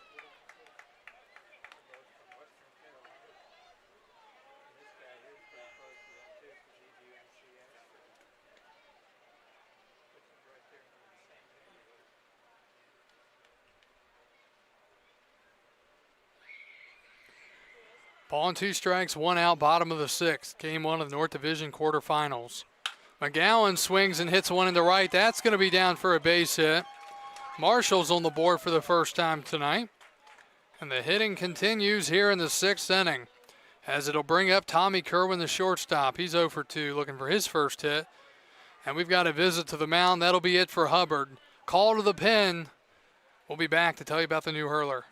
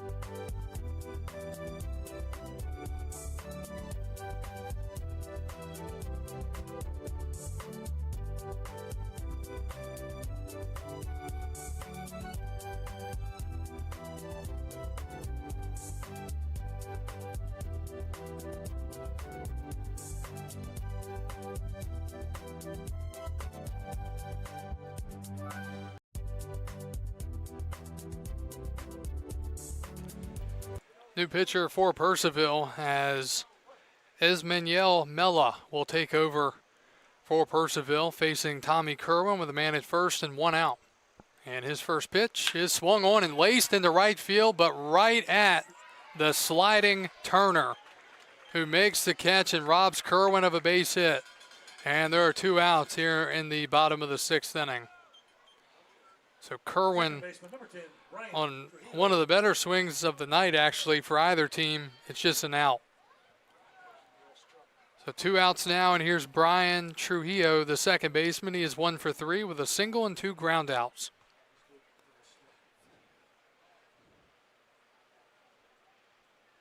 And up and in, Trujillo has to watch his chops, 1-0.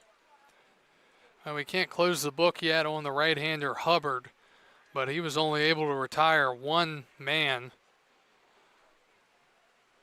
Runner at first is his responsibility. 1-0. That's high again, 2-0 now. Again, the Express led 1-0, and then it was 1-1, and since then they have scored 9 unanswered runs against Purcellville. Hitters count 2-0 to Trujillo, and a breaking ball misses at the bottom of the zone, 3-0. Fuller Morris, the catcher, would be next here for Strasburg in the bottom of the 6th inning. He'll probably be taking here. And he is. It's a called strike, 3-1.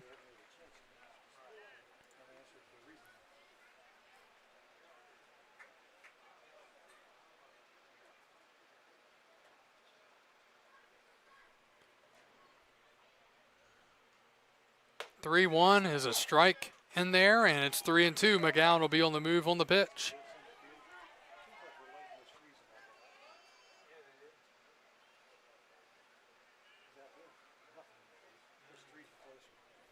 Full count. Payoff pitch from Mella to Trujillo is ball 4. So the inning will continue as McGowan trots down to second. Trujillo on for the second time, and here's Fuller Morris. Morris with a bunt single and a run scored in the 4th. He has also struck out looking and grounded out to short. On this day in 1926, with the help of 4 triples, the Reds score 11 runs in the second inning en route to a 13-1 victory over the Braves. Kurt Walker ties the National League record for most triples in an inning by hitting 2 in the frame.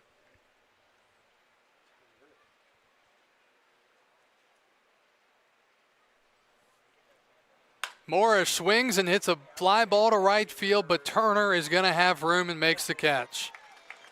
And that will do it here in the bottom of the 6th inning, but not before Strasburg adds on to their lead, scoring 4 more runs, and they now lead 10-1 as we go to the top of the 7th inning, Game 1 of the North Division quarterfinals.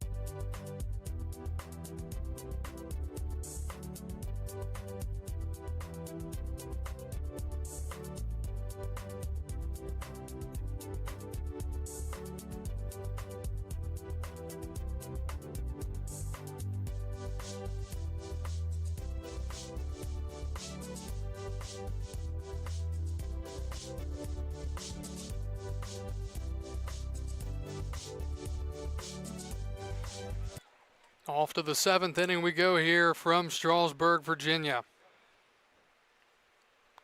Strasburg leading Purcellville 10-1. It'll be 8-9-1. Hilton, Galuli, and Acevedo. And a new pitcher on the mound, Caden Takashi Trader. And the first pitch from the right-hander out of Longwood University misses, ball 1. Hilton is 0 for 2 tonight with a ground out and a strikeout.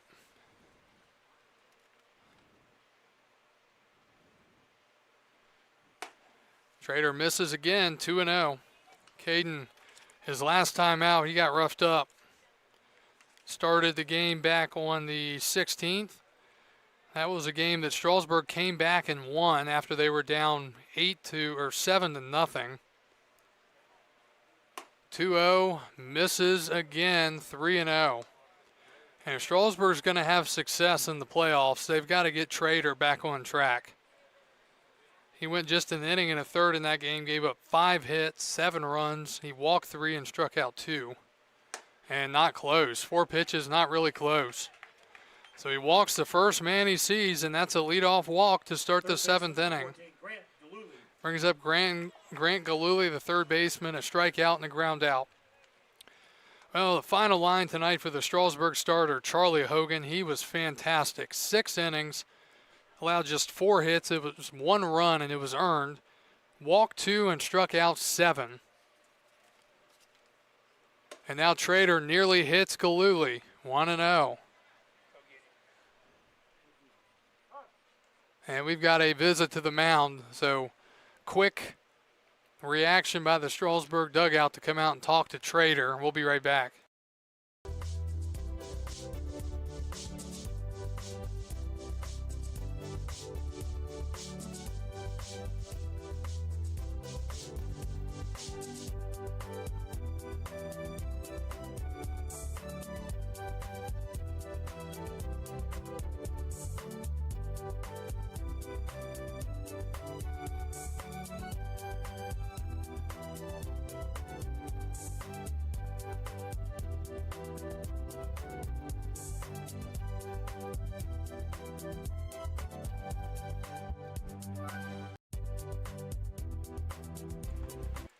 All right, so 1-0 the count to Galuli, the 9-hitter, and there's a fastball down the middle for a strike, 1-1. Final line for Christian Hubbard for the Cannons, a third of an inning, 4 hits, 4 runs. They were all earned. He walked 1, struck out nobody. That's inside, 2-1.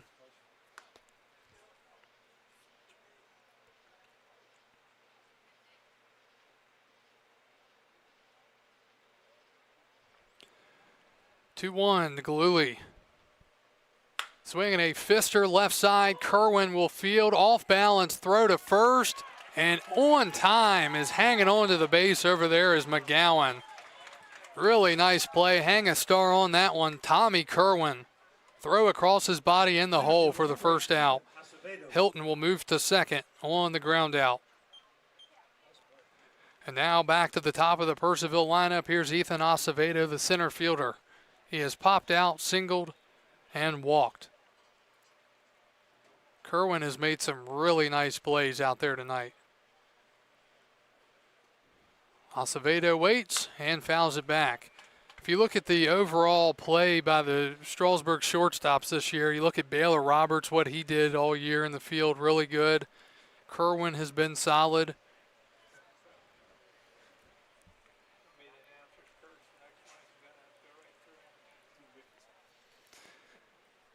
Oh, 1 to Acevedo. Swing and a miss, and Takashi Trader gets ahead 0-2. Take a look at some more history here in this top of the 7th inning.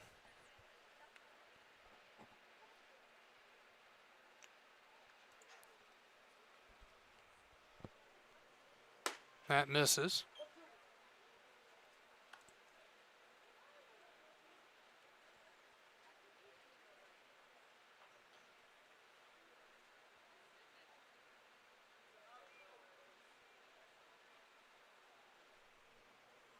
And a fly ball to left. Backing up Haywood. He has room and makes the catch, 2 outs. And with 2 outs in the 7th, it'll bring up Vincenzo Cusat, the first baseman. Today in 1939, a Boston Bees fan outraged when Al Lopez drops a pop foul, his second and the team's 7th error of the game, jumps from the stands to punch the Boston catcher. On this day in 1939.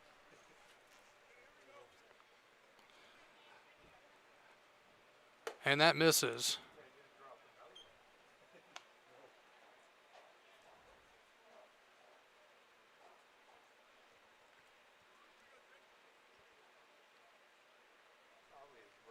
1-0. Takashi Trader keeping an eye on the runner at second. Delivers. That's fouled out of play. 1-1.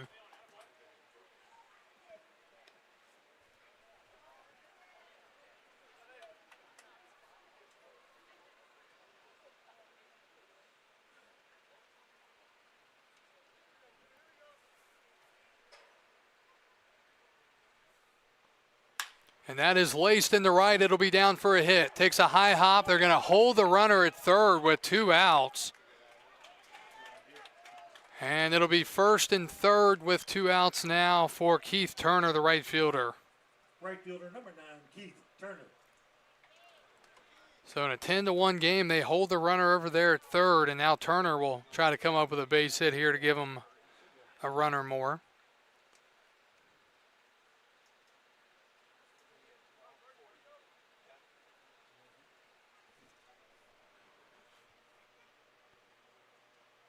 And a broken bat pop up behind the mound, and the second baseman, Chirio, makes the catch. And Caden Takashi Trader works around the leadoff walk. It's time to stretch. We go to the bottom of the 7th. Strasburg leading 10-1.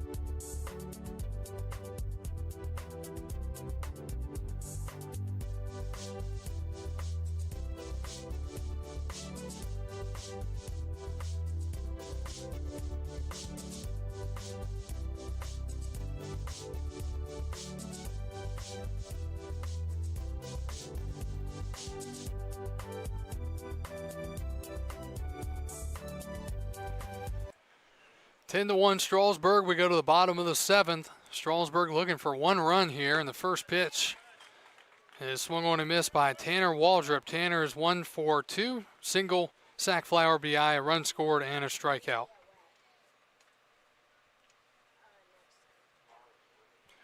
A 1 from Mella. 1-1, that misses. It'll be 8, 9, and 1, Waldrop, Douglas, and Haywood. So Caden will likely bat again here in the 7th inning. 1-1 is in there for a strike, 1-2.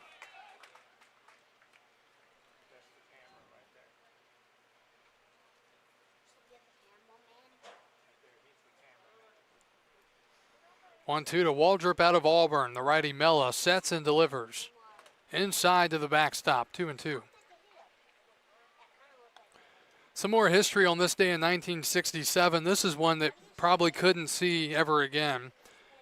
Using 5 pitchers in the same inning, the Braves established a major league mark for the number of hurlers called upon in one frame. 5 pitchers in one inning.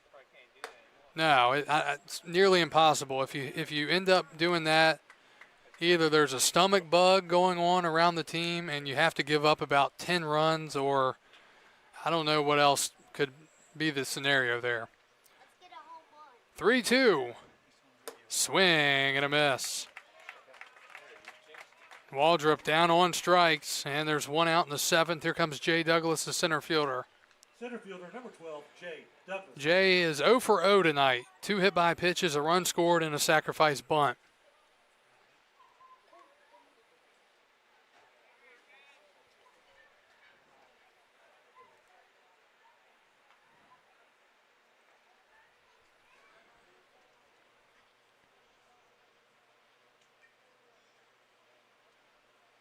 The pitch is outside for ball 1. Today in 1975, Jerry Kuzman steals second base and pitches a complete game in a 3-1 New York Mets victory over the Cincinnati Reds.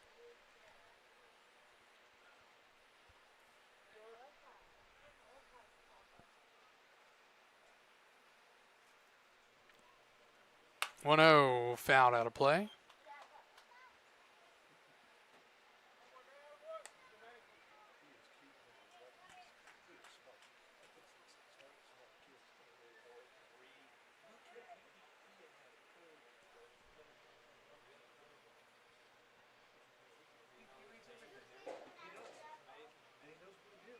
One, and Douglas is hit again. The 3rd time, and this time he's hit in the head. Coming out to check on him.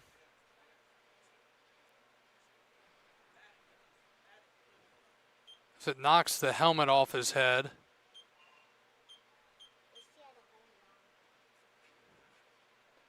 So Douglas hit by a pitch for the 3rd time, and this one could be the final blow for him tonight.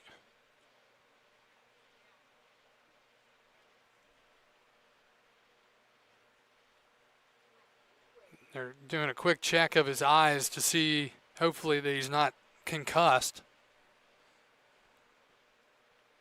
So keeping an eye on him right now to see how he's doing. Doing a couple of tests right now. But again, Jay Douglas hit for the 3rd time tonight, and this one in the head, knocks the helmet off his head.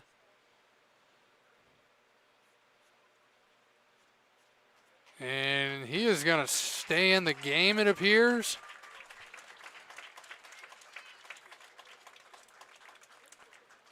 Yes, he is going to stay in. And again, if that happened back when these history notes were happening, he wouldn't have had a helmet on. Left fielder number 50, Caden Haywood. So Douglas will stay in the game after being plunked and having his helmet knocked to the ground. Another visit to the mound here. I don't see there being any way Purcellville will use another arm here. Probably just giving the pitcher Mella a chance to compose himself. As a pitcher, you never want to see a guy get hit, especially in the head. Thankfully, the helmet appeared to do a lot of its job right there. Visit to the mound. We'll be right back.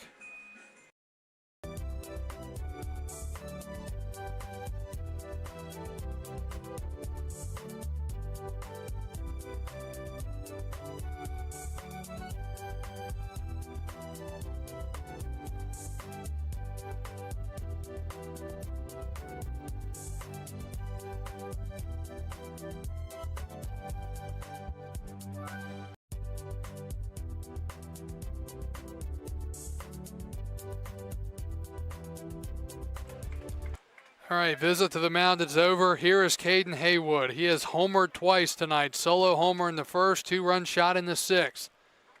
Can he do it again? He swings and fouls off the first pitch, a breaking ball, and the count is 0-1. Like to know what that visit was about there. What was he telling him? Don't give him a fastball. It's probably part of it.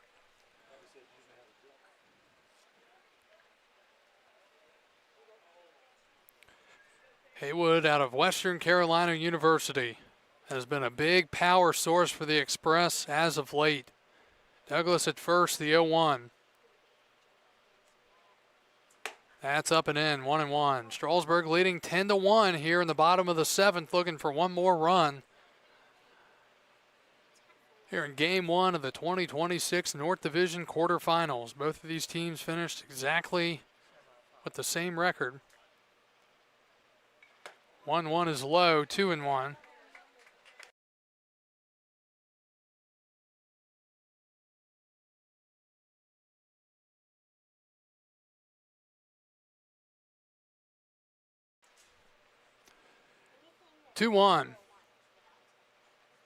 Swing and a line drive in the left. That'll be down for a base hit. Another hit for Caden Haywood. The DH, number 25, Sam Brown. So it doesn't leave the park, but another screamer off the bat. Some serious exit velocity on that one. And it brings Sam Brown to the plate. Brown has walked 3 times. He has also struck out.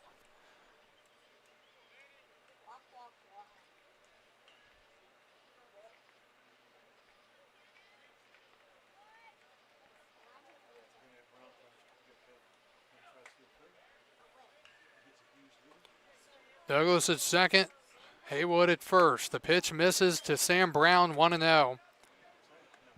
Reminder that Game 2 of this series will be played tomorrow night in Purcellville. It'll be a 7 o'clock start. Best of 3 series.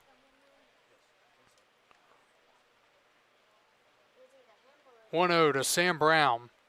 Swing and a miss. Chased a high fastball. He's frustrated with himself there. It's 1-1.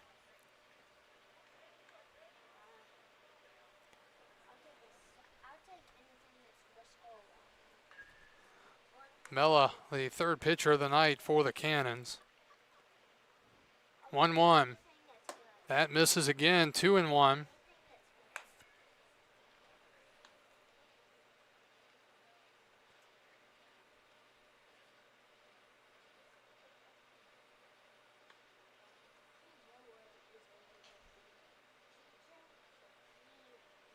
Brown takes inside. 3-1.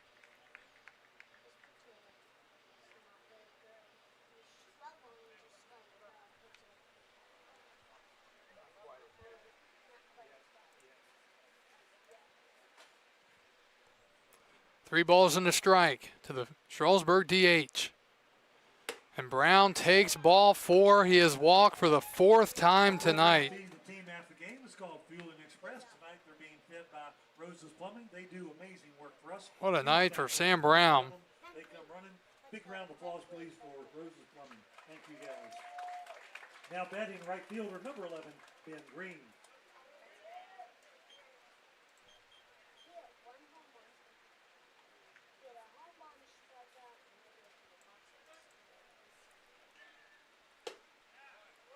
And the pitch is a strike.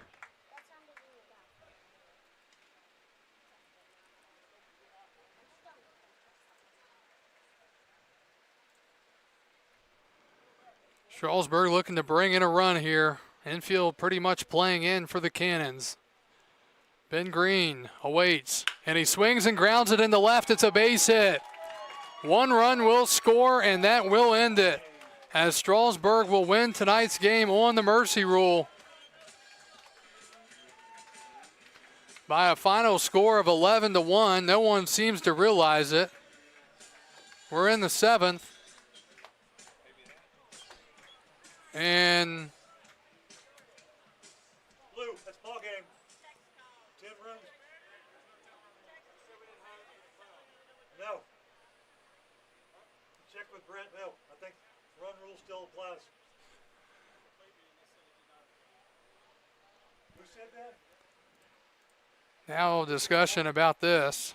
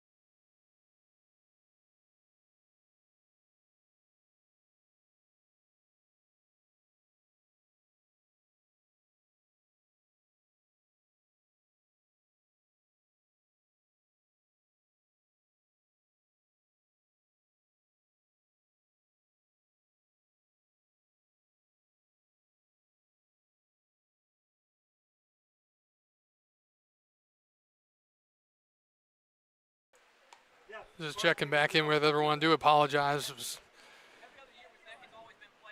some discussions between how we were going to finish this game tonight according to the rules that the league goes by. So while I was away there, Ben Green had that single that brought in a run. Then Marshall McGowan reached on a fielder's choice. Tommy Kerwin had a base hit. And then Brian Trujillo struck out swinging. So it's 13-1, bottom of the seventh. They're still having discussions whether or not this is a final game or not. So the coaches are meeting. Pitcher for Strasburg, Takashi Trader, is warming up like he would be coming into continuing to pitch. And discussions continue here on the field regarding this game and whether it is over on the mercy rule or whether we will be playing a full 9 innings tonight. And that's it. It's been determined the slaughter rule does apply, the mercy rule does apply. So this ball game is over. And Strasburg wins game 1 of the North Division semifinals by a final score of 13-1 in 7 innings. So the Express even got to keep hitting. So that will do it here tonight in Game 1. Strasburg wins it, and they're a win away from heading back to the North Division Championship. Charlie Hogan gets the win tonight for the Express, going 6 innings, allowing 4 hits.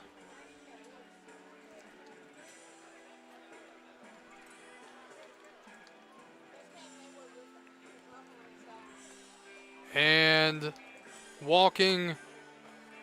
giving up a run, walked 2, struck out 7. The loss tonight, Aaron Van Tile, 5 innings, 5 hits, 6 runs, 3 walks, 6 strikeouts. So a big win for the Express as they get back in the win column. And in the biggest game of the year to this point, they come out and swing it in a big way. Strasburg, 13 runs on 12 hits, 2 errors. Purcellville, 1 run on 5 hits. They committed 1 error. Time of the game tonight, 2 hours and 20 minutes. The Express win it 13-1. Game 2 of this series will be tomorrow night in Purcellville at 7 o'clock. And you can tune into the coverage on the Cannons YouTube and, I believe, Facebook pages. Well, a big night tonight for Caden Haywood and many others in this Strasburg lineup. Haywood with 4 RBIs, 3 for 4, 2 home runs, and a base hit. Ben Green, 4 for 5, 5 RBIs, 2 doubles, a home run. Waldrop and Kerwin also had RBIs, and Marshall McGowan had an RBI. Sam Brown was 0 for 1, but he walked 4 times tonight. And the Express end their 2-game losing streak and go up 1-0 on the Purcellville Cannons. Again, we want to thank you for joining us here tonight. Game 1 of the North Division semifinals. The Express take down the Purcellville Cannons in mercy rule fashion by a final of 13-1. Depending on what happens tomorrow night, we will either be back here for Game 3 on Friday, or we will be at Winchester for Game 1 on Friday night. So keep an eye on the Valley League social media account, along with the website, for more information. Strasburg victorious, 13-1. We look forward to talking to you again soon. This is Kyle Gutschall signing off for the 2026 Strasburg Express and the Valley Baseball League.